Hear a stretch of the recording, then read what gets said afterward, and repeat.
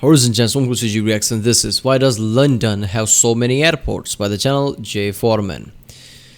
Why does London have so many airports? I guess, I remember seeing the population chart of England and see how many, way too many people live in London, Greater London, compared to every other part of the country.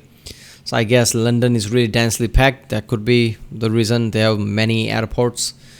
But then again, Tokyo is more popular than London, right? I think it's bigger city. So, I don't think Tokyo has that many airport. He's saying so many airport, it must be, 3, 4 or at least more than that. I don't know. I can't really think about it. Maybe it's just city planning. I don't know. They just decided to have so many airports. Yeah, but it's J Foreman video. One of the most British humor type of channel I ever come across. So I like it. Because, I'm a big fan of the old Top Gear now. And I like the British humor in that sense. That's Clarkson, Hammond, May used to do. So yeah, that's what is going to be fun. London has more airports than any other city in the world. 6. Why?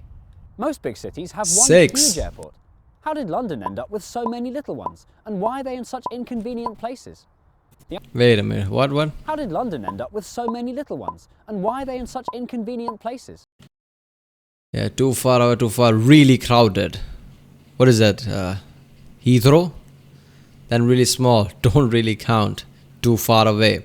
6 in London. And I thought it would be very spread out, but it's kind of closer, right? In the part of Greater London. I don't know, why would you have 6? I mean, 2, 3, I understand it, but 6?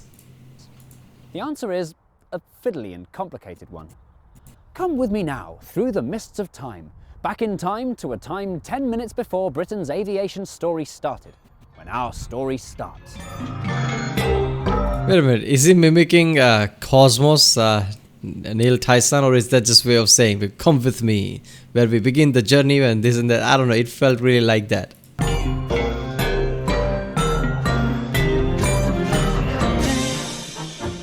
Oh, this is a whole segment, Unfinished London. The way intro was, I think he made a segment, so there are multiple videos about Unfinished London. The Wright brothers invented the aeroplane.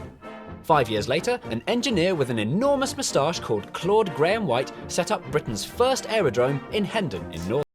By the way, those people who invented the plane, right, Wright brothers, I guess just a few years ago before they invented the plane, I guess 8 or 10 years before that, they were basically quoting that no man will fly for multiple decades at least. And after 8 or 10 years, they are the one who invents the flying planes, basically. North London. All you needed for an aerodrome was a large field with enough room for taking off and landing, somewhere to store the planes when you weren't flying them, and a clubhouse that wouldn't let you in unless you had a bushy enough moustache. So far, flying was just a leisure pursuit for the fabulously wealthy who already had their own planes. I say, chaps, last one to arrive in Manchester has to telephone the Queen to blow a raspberry. But little did Claude Graham White know that his expensive hobby things were soon to become of major military importance. In the First World War, aeroplanes were used for taking photos of and then dropping bombs on the enemy. The newly formed Royal Flying Corps took over Hendon and started building new aerodromes all over the southeast. Britain was in a grip of plane mania, or plania if you will. Yeah, I've reacted to quite a few World War I videos, so I know that around World War I, France had the most planes, basically, right? There are lots of planes, and they were doing lots of battle thing with their plane before World War I even hit. So I guess London, basically in England, obviously France and England has been with war for centuries and centuries. So they just probably, decided to, I guess, expand on this, airports and things like that. Because France had so many planes and airports in their disposal. So that could be the reason. Shut up! It was clear after the war that planes were going to play a huge role in the country's future. But predicting and sensibly preparing for this future was harder than you might think. Some experts thought the plane would go the same way as the car, smaller and more affordable, and that everyone would be flying their own private planes around, just like Biggles. Biggles. All right, I get it, the human imagination. We always, jump to the, it's like mathematical way of thinking things. If this did that and that did the other thing, seeing the trend soon enough we might reach this place. So basic mathematics and theories, if you go by, like, this is the level of progress. So after double the time, progress will be double, and that's the way people think. So yeah, why not flying cars? But you need to understand something. If you're driving on the road with a car, and if your car breaks down, you're still on the road, right? You're still on the ground. But if you're flying and your flying car fails, which is statistically would, right? If so many flying cars exist, that flying car is going down at fast and people will die. So flying cars are not really practical. Even today, there are lots of people constantly bitching. Now, don't get me wrong. I want to have a flying car with me, just like everybody would. But it's not safe. People would constantly fall out of the sky, and there would be constant news like how many people died now. Cars cause accidents, obviously, in thousands every year. But this would be just another level of ridiculousness. So yeah, flying cars are not practical. You already have a helicopter. And there are bridges, basically. Right? If you want to travel in 3 dimensions, just go with the overhead bridges and things that people already have. Flying cars are unnecessary. Serious plans from the 1920s and 30s showed just how wrong it was possible to be. Look at that shit. This is my favourite one. In 1931, there was a genuine plan to build an aerodrome right here in the middle of London, on the rooftop of King's Cross Station. It would have had 6 runways facing in all directions, with planes taxiing round the outside like an enormous bicycle wheel. The idea was people could commute to central London by plane. It seems ludicrous now, but 30 years prior to that, the idea of flying at all was pretty insane. I think in London it's so densely packed nowadays, people don't want to ride in their car. How the fuck people would have managed with planes? And like I said, planes are, if they fail, they go to the ground. But I love that concept that they made about the central station. So this wasn't much of a stretch. What actually happened was planes were getting bigger and could travel much longer distances. Civil aviation was about to take off. In 1920, Wadden Aerodrome transformed itself into Croydon Airport, London's first terminal for passengers. Suddenly, you didn't need your own plane to fly. All you needed was loads of money. Croydon Airport had a terminal building, a solid tarmac... Yeah, basically those giant planes, right? Not the earlier planes with 1 or 2 seating capacity. Those giant planes were basically made so you could transport cargo. But one day somebody just realized, what if I put seats there and basically instead of cargo, put people inside? And that basically bred the new commercial big plane thing, where people travel by plane. Runway, a control tower, and a hotel. It was the jewel of South London. The gateway to the empire. Claude Graham White got jealous and wanted to cash in, and he transformed Hendon into a proper airport too. Then, all the other aerodromes joined in the fun, such as Heston, Northolt, and Biggin Hill. Same photo flip. London had an exciting new industry, but things were about to speed up and get serious all over again for World War Round 2. The Royal Flying Corps, which by now had the much catchier name Royal Air Force, needed to build even more air bases to defend Britain from the Nazis. Once again, it was war that sped up progress and changed the map of Britain forever. And let's not forget, in World War I, basically Germans sent blimps, basically, giant balloons to bomb London and places around it. I don't know if they bombed London, but places around the London, right? And in World War II, that goes even more higher. Now Hitler is sending way too many planes and things to bomb London, basically. There are people that are alive in London and everywhere in England who are really old, can remember the bombings, right? So obviously around this time, people are like, oh, we must have planes now. As many airports as you can. Because if you just have few airports, I guess Nazis or anybody like that could take it out. So at multiple places like this is really beneficial. Thanks to the war, even more people would now be able to fly, as planes were bigger, faster, and cheaper. They'd stopped sounding like this. Cheaper. And started sounding like this. And that was a problem. Croydon's runways were too short and too close to people's houses for the new noisy planes. So Croydon Airport was forced to close in 1959. It was the same problem for all of London's airports. Heston closed in 1947, Northolt in 1954, It's just a flip photo. Really? 1994? And good old Hendon in 1957. So what's happened to all those airports that disappeared? Northolt and Biggin Hill have been demoted back to mere RAF bases. You always know you're nearby Northolt when the street lamps are ducking out of the way of planes.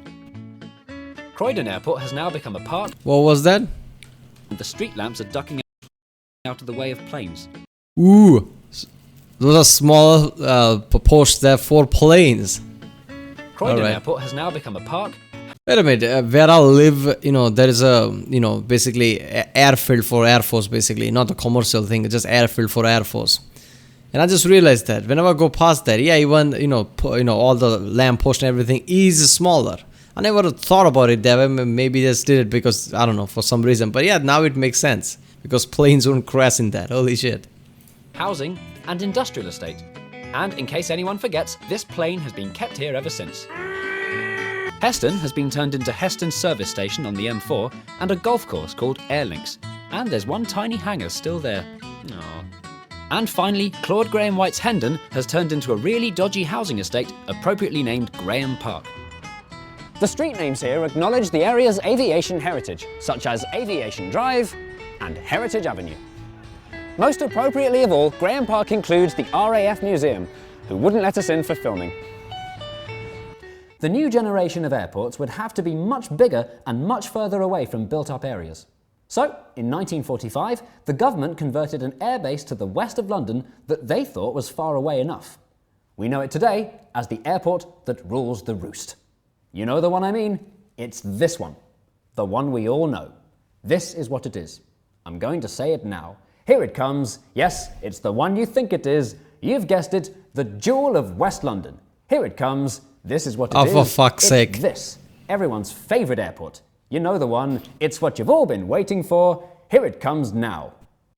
Robot is glitched out, West people. London hamlet called Repair is Heathrow, needed. 2 words, was the site of the Great West Aerodrome, which was turned into the new London Airport, later Heathrow Airport. Ah, Heathrow. In those days, the terminals were very basic, especially this one. But it stood the test of time, and today, Heathrow is still London's #1 airport. In a rare act of extreme forward planning, the government knew they would need a backup airport to support Heathrow. So in 1958, RAF Gatwick became Gatwick Airport, a smaller version of Heathrow with just 1 runway. It was London's #2 airport, a title it still holds to this day. Unfortunately, the government didn't plan for a title it still holds. Look at that. Second one and first one. There is nearly no comparison. 35 million per year, while Heathrow 72 million. Holds to this day. Unfortunately, the government didn't plan forward quite far enough. The 1960s brought about a huge change that they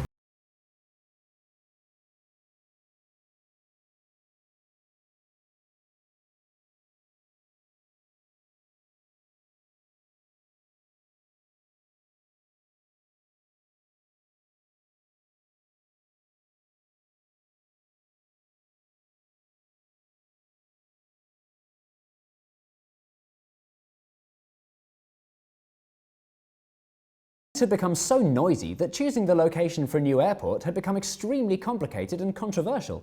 Not just any place possessed the appropriate properties to be propelled into a proper popular passenger port for people. London's third airport would need to meet strict criteria. It needed to have room for expansion.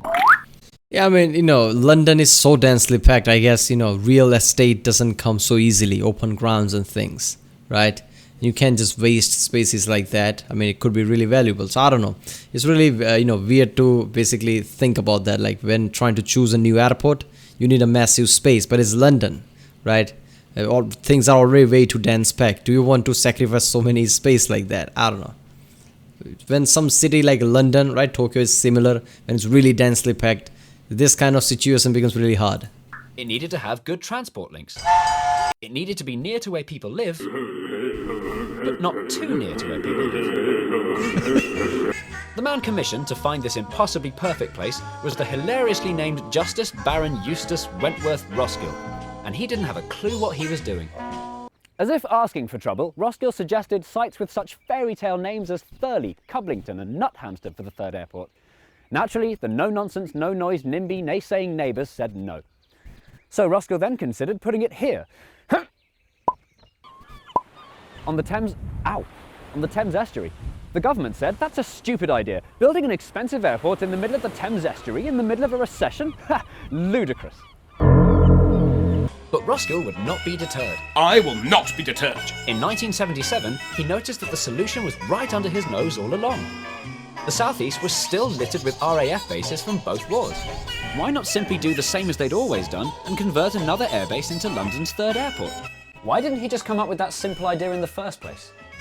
Yeah, I The mean, airbase he chose to... if you just think about planes, what is related to planes? Oh, look at that, RAF bases like that. So why? Yeah, that is true. Why didn't he thought of that before? I mean, he just went around to find, big places around London, which is already hard, is densely packed. Then he's like, oh, I guess near the Thames River. Oh no, look at that, there are RAF, bases. This is really true. He should have started with that. convert was RAF Stansted in Essex. London finally got its third airport, but its title, London's Third Airport, is misleading. When Stansted was chosen, RAF Luton had already been turned into a proper airport back in 1938, but it didn't count as London's third airport because it was meant to serve the home counties of Beds, Herts and Bucks, and not London. Confusingly, Stansted was further away from London than Luton was, and even more confusingly, Luton changed its name in 1990 to London Luton Airport 1 year before Stansted finally got its very long overdue grand opening in 1991, which technically means that London's fourth airport came first and London's third airport came second. Yeah, okay. I mean, he was basically wasting time thinking about where should I put the my next airport, right? Well, somebody in old RF base, they already transferred into another airport. And obviously, like he said, it was not meant for London. But later on, they changed the name with London. There's a London name with the title. Luton's sneaky rebranding trick has been tried by lots of other airports, including London Oxford, which is 61 miles away from London. Nice try. There's a London Manston, London Cambridge. The worst offender has to be London Ashford, which is closer to France than London, and some 20 miles from Ashford. The only other airport apart from Luton that's managed this rebranding trick successfully is Southend in 2012. With a bit of spit and polish and a new train station, London's Southend Airport has found its way onto the official list, which brings our total to 5. The sixth and final one on the list, London City Airport, is the odd one out. Because instead of being built on a former RAF base like all the others, it was built from scratch in 1987 at the same time as Canary Wharf, on an old dock that by happy coincidence was runway shaped already. To this day, it's only used by wankers. So that, in a nutshell, brings us to the present day with all 6 of London's airports. But what's happened to them since? How are they used today? And what's going to happen to them in the future? Subscribe for part 2. Alright. That is part 2 apparently. Yeah, I think Heathrow is the main one, right? I mean, it makes sense. It's convenient, the area which it is there, I guess. And yeah, the more people, I guess, travel there, then it's the second place. I mean, by, I guess, double the margin. That was like, what, 35 or something million? With the second one, by Heathrow has 70 plus million passenger per year. So yeah, but seriously, 6 airports, holy shit, in London. That just tells you that, the city is really old, right? Of all the major cities, London is pretty old and it has heritage and shit, right? And it's complicated, so they have to put multiple airports there, yeah. Alright, people, that was why does London have so many airports? Same reason why London has lots of other things that other country has. I guess it's an old city, right? One of the oldest city of the, I guess, British Empire, so yeah. Alright, if you like my reaction, subscribe, check out the reaction, there's a link in the description, check out the cast for place, check out the in cards, and yeah, I'll see you next time.